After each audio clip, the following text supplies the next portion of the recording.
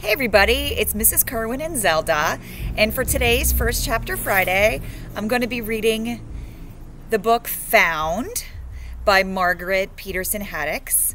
She's a very popular author in our library. She writes a lot of suspenseful books. You may have read her other novel. It's called Among the Hidden, and it's a dystopian book. Very similar kind of to The Giver. So this one is part of a series. So if you like series, I definitely suggest you check this out. It's book one, and I consider it adventure because it's filled with suspense. I'm going to read the summary on the back, and then I'll read the first chapter to get you interested. So here it is. 13-year-old Jonah has always known that he was adopted, and he's never thought it was any big deal. Then he and a new friend, Chip, who's also adopted, began receiving mysterious letters. The first one says, "You are one of the missing." The second one says, "Beware, they're coming back to get you." Jonah, Chip, and Jonah's sister Catherine are plunged into a mystery that involves the FBI, a vast smuggling operation, an airplane that appeared out of nowhere, and people who seem to appear and disappear at will. The kids discover they are caught in a battle between two opposing forces that want very different things for Jonah and Chip's lives. Do Jonah and Chip have any choice in the matter? And what should they choose when both alternatives are horrifying? So yeah, this one gets you hooked, as most adventure books do. Adventure, the genre, is basically like an action movie in book form. So if you like things that are fast-paced, with sometimes some mystery elements, there's like spies or things like that, definitely check it out. It's a quick read. It keeps the pages turning. So here we go with the first chapter.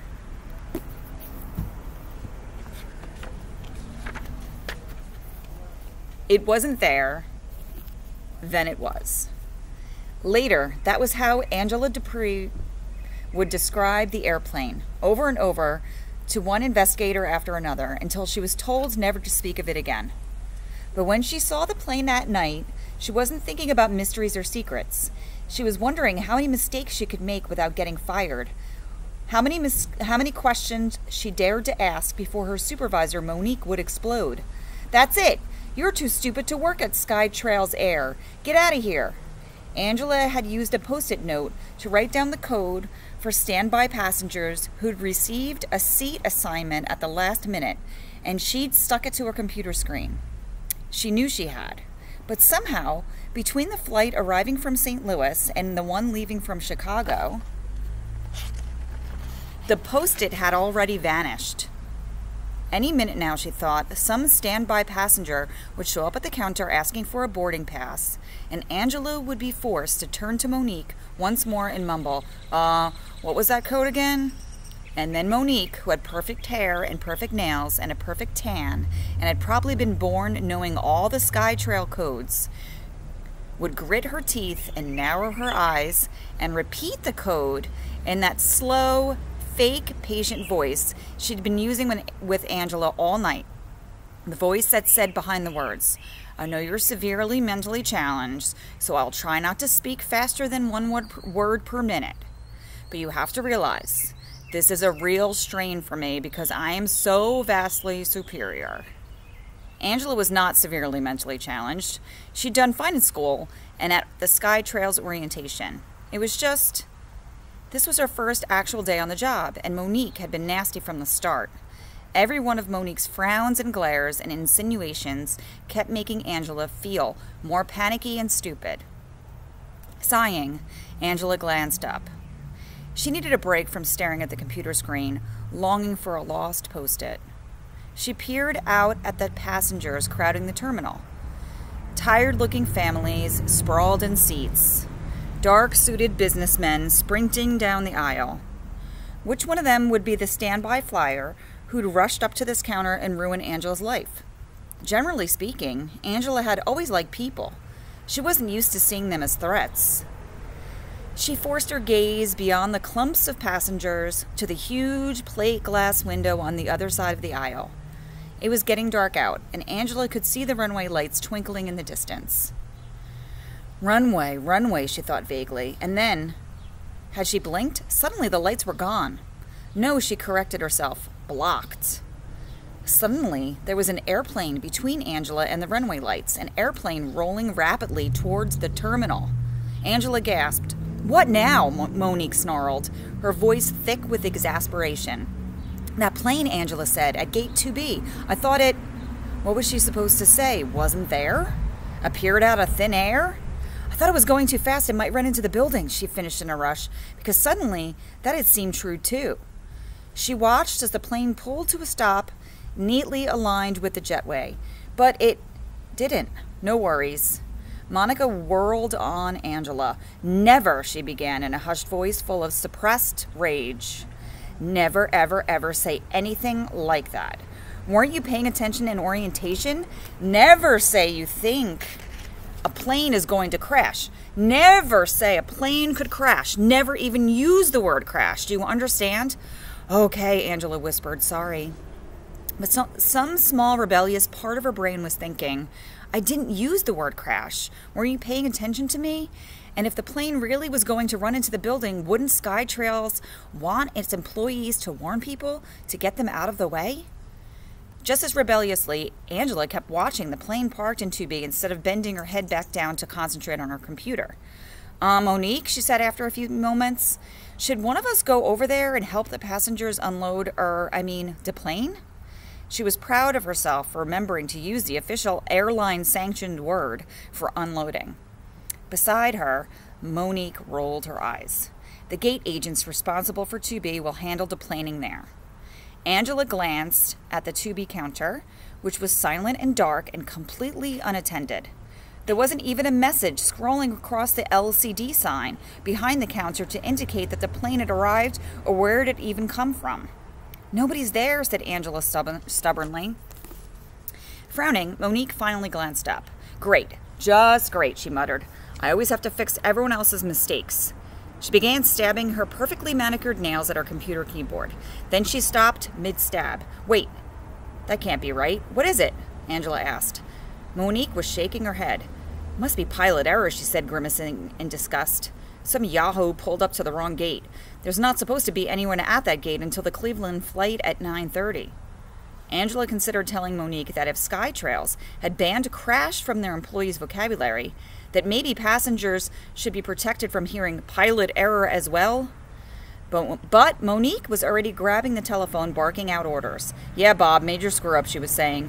"You've got to get someone over here. No, I don't know which gate it was supposed to go to. How would I know? Do you think I'm a clairvoyant?" "No, I can't see the numbers on the plane." "Don't you know it's dark out?" With her free hand, Monique was gesturing frantically at Angela. "At least go open the door," she hissed. "You mean—" "The door to the jetway," Monique said, pointing.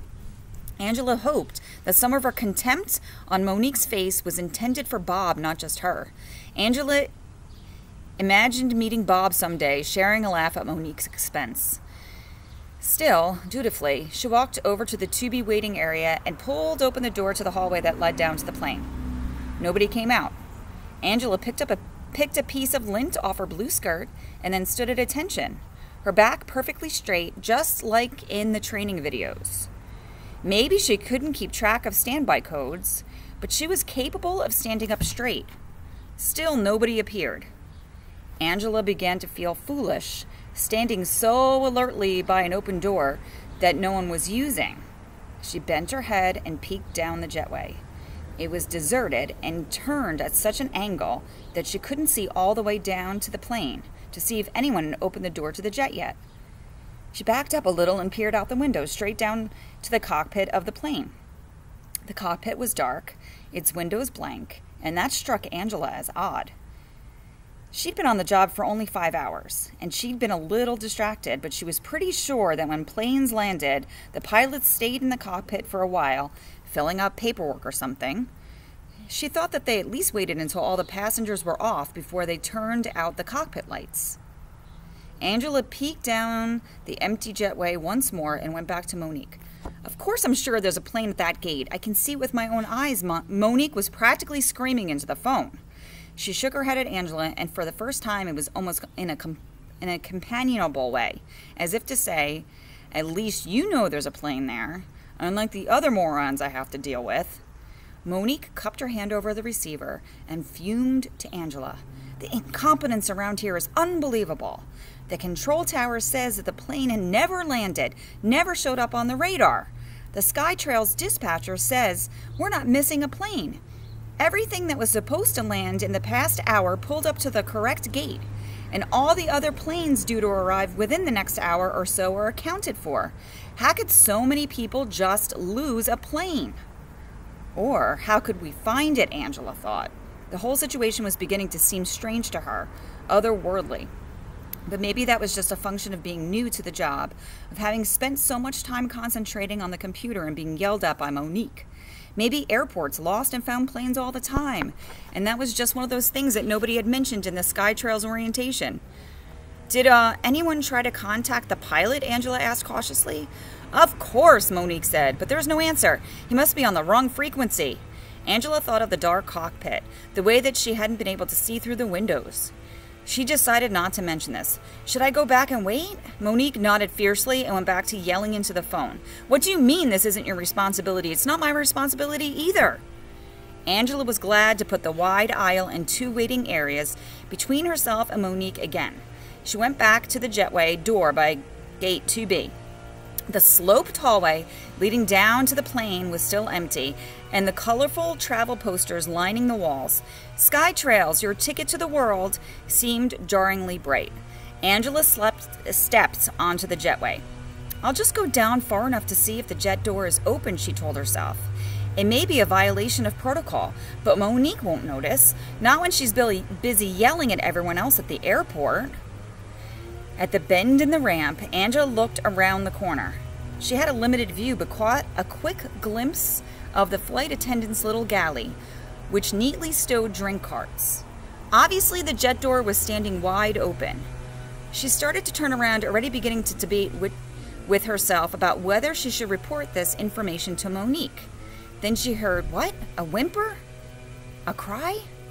Angela couldn't exactly identify the sound, but it was enough to pull her down the jetway. New SkyTrails employee saves passenger on first day of job, she thought to herself, imagining the praise and congratulations, and maybe the raise she'd be sure to receive if what she was visualizing was real. She'd learned CPR in the orientation session. She knew basic first aid. She knew where every emergency phone in the airport was located. She started walking faster than running. On the side of the jet, she was surprised to see a strange insignia. Tachyon Travel, it said. Some airline Angela had never heard of. Was that a private charter company, maybe? And then, when she was staring at it, the words suddenly changed into the familiar wings in the clouds symbol of SkyTrails.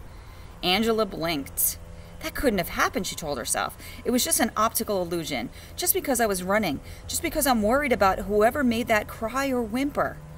Angela stepped onto the plane. She turned her head first to the left, looking into the cockpit. Its door also stood open, but the small space was empty. The instruments were dark. Hello? Angela called, looking to the left, right, and then the right, expecting to see some flight attendant with perfectly applied makeup, or maybe some flight attendant and a pilot bent over a prone passenger, maybe an old man suddenly struck down by a heart attack or stroke.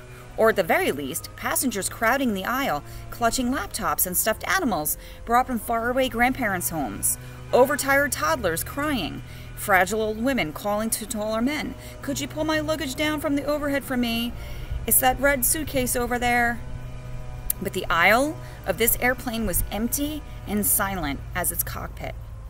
Angela could see all the way back to the back of the plane, and not a single person stood in her view. Not a single voice answered her. Only then did Angela drop her gaze to the passenger seats. They stretched back 12 rows, with 2 seats per row on the left side of the aisle and 1 each on the right. She stepped forward, peering at all of them. 36 seats on this plane, and every single one of them was full. Each seat contained a baby. So that's it.